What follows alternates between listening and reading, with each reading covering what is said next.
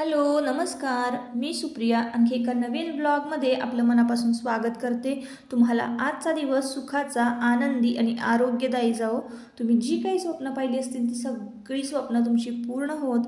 त्याचबरोबर शुभ सकाळ सर्वांना। सकाळची वेळ आहे आणि सकाळी सकाळी इकडे नाश्त्याची गडबड चालू आहे। तर बरेच दिवस झाले आपला लॉंग व्हिडिओ अपलोड झाला नाही।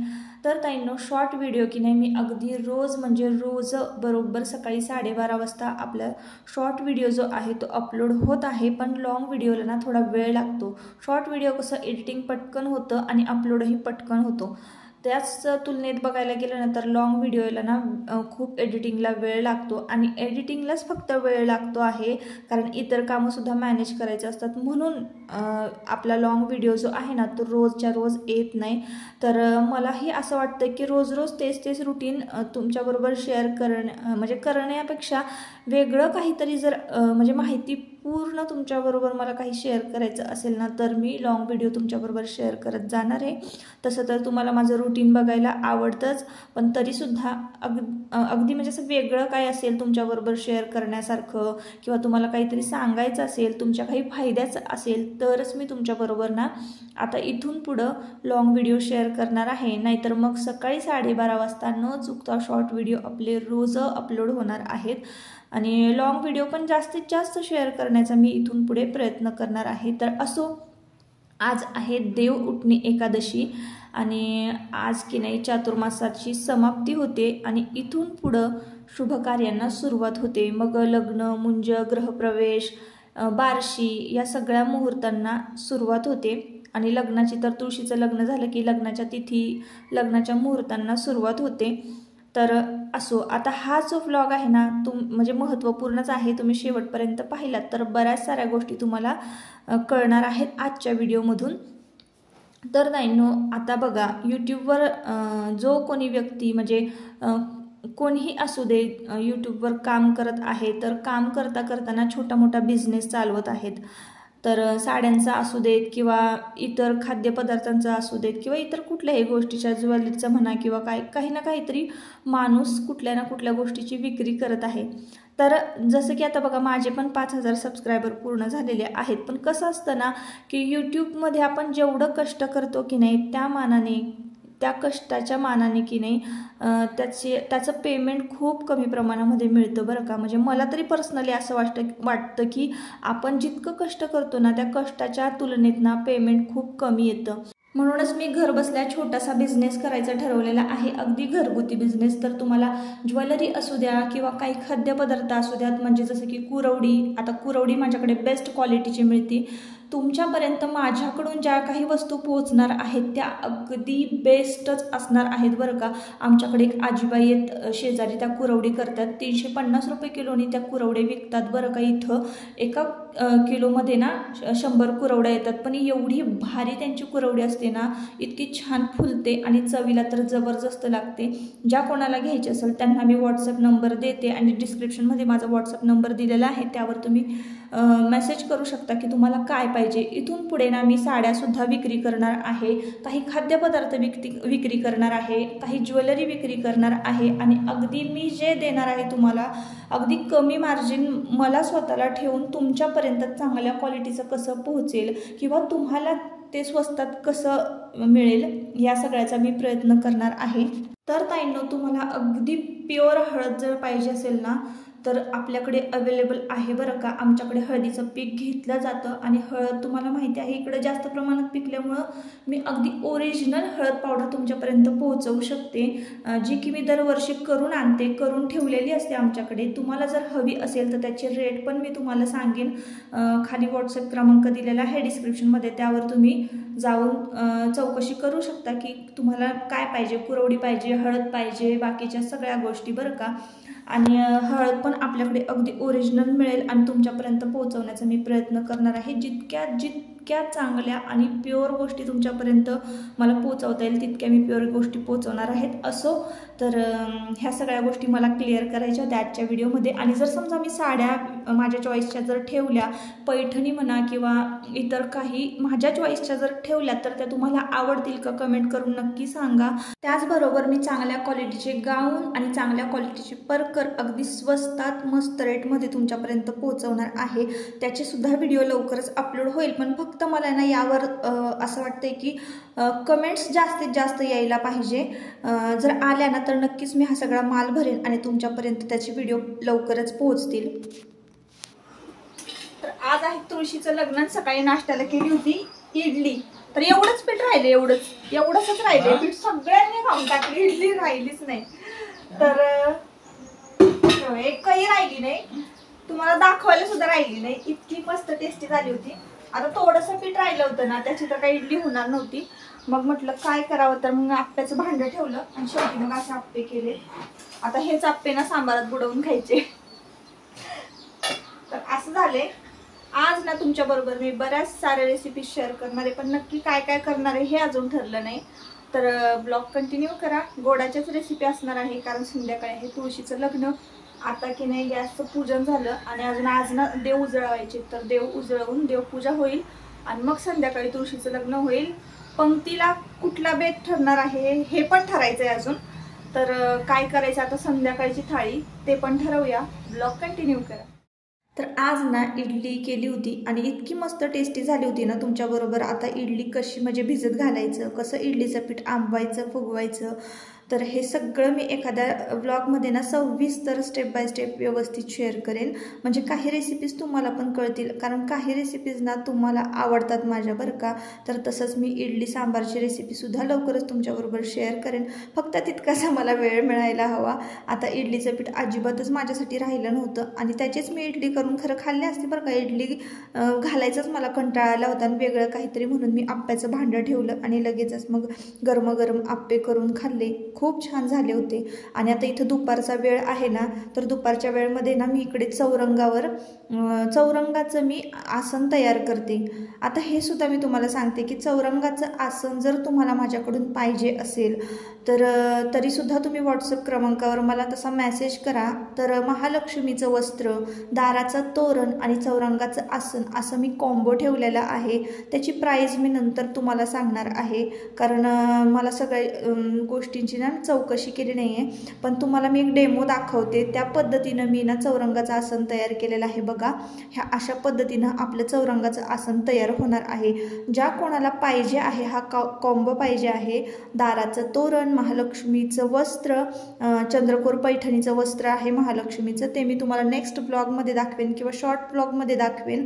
आणि अशा पद्धतीचं जसं की मी तुम्हाला डेमो दाखवलेला आहे तशा पद्धतीचं चौरंगाचं आसन आपलं तयार होणार आहे.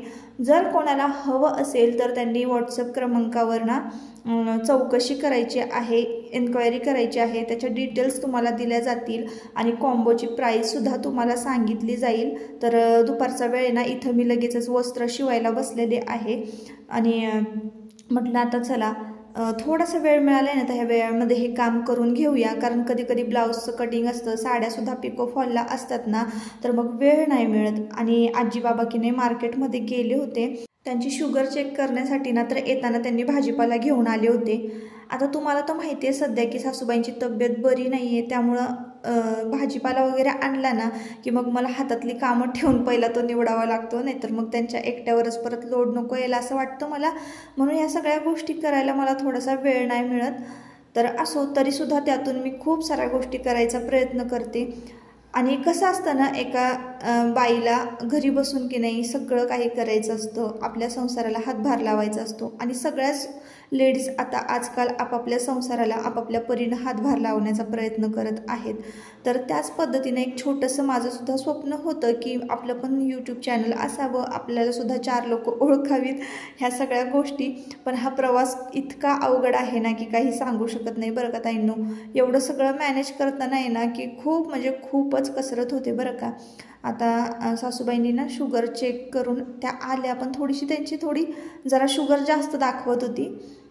तर त्यामुळे जरा टेन्शन होतं, कारण तुम्हाला माहिती आहे मागच्या वेळेस त्यांची तब्येत बिघडली होती ना, तर किडनीवर जरा थोडंसं काहीतरी त्यांचं इन्फेक्शन झालं होतं ना, तर आता तरी त्या बऱ्यापैकी बऱ्या आहेत, पण थोडंसं जरा ते दाखवत होतं. म्हणूनच इथे मी त्यांचे रिपोर्ट बघत होते. आता हे रिपोर्ट घेऊन उद्या ना ते चेकअपला जाणार आहेत सातारला. मागे मी एक व्हिडिओ अपलोड केला होता की सासूबाईंची तब्येत बरी नाही आहे, त्यावर तुमच्या खूप साऱ्या कमेंट आल्या आणि खूप साऱ्या जणांनी विचारलं की आता कशी आहे तब्येत किंवा काय तुम्हाला काळजी वाटते. तुम्ही माझे व्हिडिओ बघता आणि मला कमेंट करता, त्याबद्दल तुमचे खूप सारे थँक्यू आणि मानावे तितके आभार कमी आहे बरं का. कारण आजकाल कोणी कोणासाठी 2 शब्द पण बोलणं किंवा टाईप करणं आताच्या जगात खरंच खूप अवघड झालेलं आहे. पण तुम्ही मला खूप सपोर्ट करता, त्यामुळे तुमचं खूप सारे आभार. तर असो, आता इकडे भाज्या निवडायला घ्यायच्या पटापट. मी हे सगळं मग आता आवरून ठेवून देणार आहे, कारण आता संध्याकाळची वेळ झालेली आहे आणि आज आहे तुळशीचं लग्न. तर हे सगळं काही पसारा मला ठेवून बसता येत नव्हतं. मशीन काम करणं म्हणजे थोडासा वेळ पाहिजे त्याला. दुपारच्या वेळेतच मशीन काम करता येतं. अशा संध्याकाळच्या वेळेत ना संध्याकाळची कामं लागतात. चहा ठेवायचा असतो, स्वयंपाक करायचा असतो, त्यानंतर भाज्या वगैरे निवडायच्या होत्या. तर मी हे सगळं काम उरकतं घेतलं. चला मग म्हटलं हे सगळं नंतर करूयात. तुम्हाला आहे ना मी चौरंगाचं जे आसन दाखवलेलं आहे ते तुम्हाला आहे ना मध्ये प्लास्टिक असलेलं येणार आहे, जेणेकरून ते चौरंगावर इकडं तिकडं हालायला नको. तर मी शिवताना आहे ना अस्तर मेन फॅब्रिक आणि त्याच्यामध्ये एक प्लॅस्टिकचं फॅब्रिक येणार आहे, जेणेकरून तुमचं तेल समईतलं किंवा पाणी जरी वस्त्रावर सांडलं तर ते तुमच्या चौरंगापर्यंत पोचणार नाही. मग तुमचा चौरंग मेटलचा असू दे किंवा लाकडी असू दे, अजिबात त्याला काहीही होणार नाही. आणि अगदी स्वस्त दरामध्ये मी हे कॉम्बो जो सेट आहे तो तुमच्यापर्यंत पोहोचवणार आहे. तुम्हाला जर हवा असेल तर नक्की व्हॉट्सअप क्रमांकावर ऑर्डर करा, चौकशी करा. आणि असं आता इकडे भाज्या वगैरे सगळं आता निवडायला घेते आणि मग थोड्याच वेळात आपल्या तुळशीच्या लग्नाला सुरुवात होणार आहे. 3 नाही 2 3 चालतात वय बांधलेले चालते आणा. तर दिवाळी म्हटलं की हा दिवाळीतला शेवटचा दिवस तुळशी विवाह. त्रिपुरारी पौर्णिमेपर्यंत तुळशीचा विवाह केला जातो. आता तुळशीचा विवाह का करावा तर बघा, कोणाच्या घरामध्ये लग्नायोग्य मुलं मुली असतील आणि त्यांचं लग्न ठरत नसेल, लग्न ठरताना अडथळा येत असेल, तर अशा लोकांनी ना तुलसी विवाहासारखं शुभ कार्य आवर्जून घरामध्ये करायला पाहिजे. त्याने बरेच सारे अडथळे जे आहेत आपले ते दूर होतात.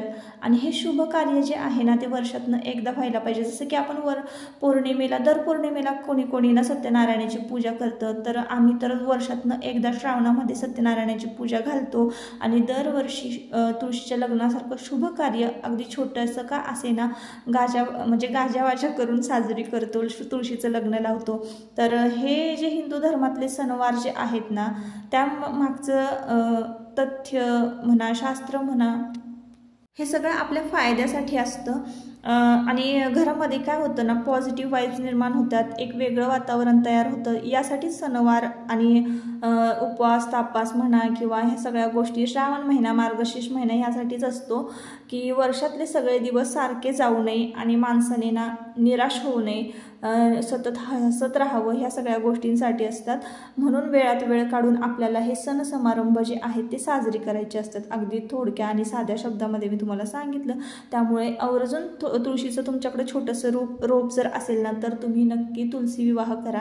अगदी 4-5 जणांना गोळा करून घरातल्या घरात जरी तुळशीचं लग्न लावलं ना तरी सुद्धा चालेल. आता तुळशीच्या लग्नासाठी नैवेद्य काय असावा तर तांदळाची खीर. कुठल्याही शुभ कार्यामध्ये किंवा उपवासा तापासाला आपण जर समजा वैभवलक्ष्मीचं व्रत केलं ना तरी सुद्धा त्या देवीला तांदळाच्या खिरीचाच नैवेद्य दाखवला जातो. पितरांना सुद्धा तांदळाच्या खिरीचाच नैवेद्य दाखवला जातो आणि करायलाही एकदम साधी सिंपल आहे. म्हणून आजच्या पंक्तीला ना मी तांदळाची खीर केली होती. तांदूळ अर्धा तास आधी भिजत घातले होते, दूध अर्धा लिटर तापत ठेवलं, त्यामध्ये साखर घातली, खोबऱ्याचा खीस घातला, ओलं खोबरं असेल तरी चालतं, काजू बदाम सुकामेवा जे असेल ते घालायचं. माझ्याकडे तर फक्त बदामच होते तर बदामच घातले मी. त्यानंतर वेलची पावडर घालायची आहे आणि भिजवलेले तांदूळ मिक्सरमधनं वाटून घ्यायचे आणि दुधामध्ये हलवत मिक्स करायचे. एकदम बदकन होतायचे नाही तर मग घट्ट गोळा होतो. असं हलवत आपल्याला हे तांदळाची पेस्ट जी आहे तर ती ओतायची आहे. आणि हळूहळू जेव्हा खीर गरम होईल ना तशी खीर ना थोडी घट्ट व्हायला तयार होते. आणि मग जास्तही घट्ट नाही करायची, व्यवस्थित कन्सिस्टन्सी ठेवायची आणि मग प्रसाद दाखवायचा. एकदम एक नंबर चवीला लागते ही खीर. तर खीर तयार झाली आणि आता चला मग म्हटलं थोडा मधला वेळ होता, पटकन खीर तयार करून घेतली आणि इकडं अक्षता तयार करायला घेतलेलं आहे. मंडळ आता सज्ज झालेलं आहे तुळशीचं लग्न लावण्यासाठी. तर इथं बघा अक्षता तयार करतोय. अख्खे तांदूळ घेतलेले आहे, त्यामध्ये हळदी कुंकू घालायचं आणि फुलं घालायचे आणि इकडं अक्षता वाटप चालू झालेलं आहे. आता थोड्याच वेळात ना लग्न लागणार आहे. अंतरपाट की नाही छोटासा जरी असला तरीही चालेल, पण त्यावर स्वस्तिक असलेलं हवं.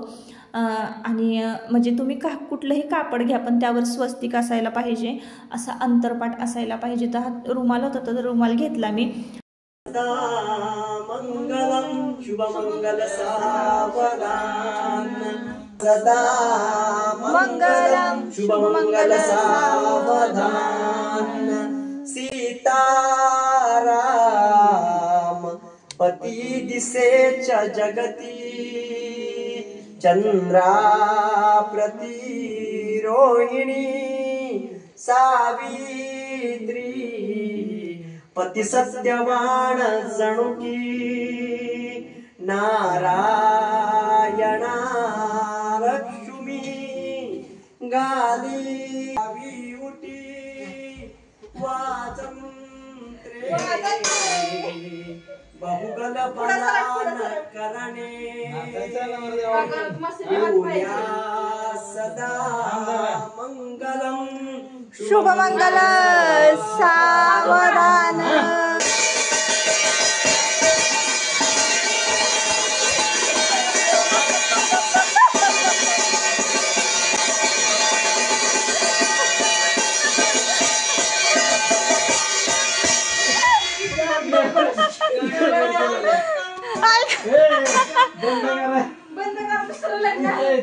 दुसरं लग्न लागलं.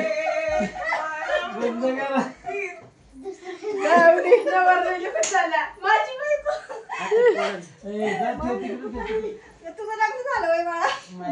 माझ्या झाली. तर अशा पद्धतीनं धूमधडाक्यात लग्न पार पडलं. इकडं मी आज सकाळी ना उंबरालेपण पण केलं होतं, रांगोळी वगैरे काढली आणि थोडंसं फुलांनी डेकोरेट केलं. इथं अक्षदा पडलेल्या आहेत.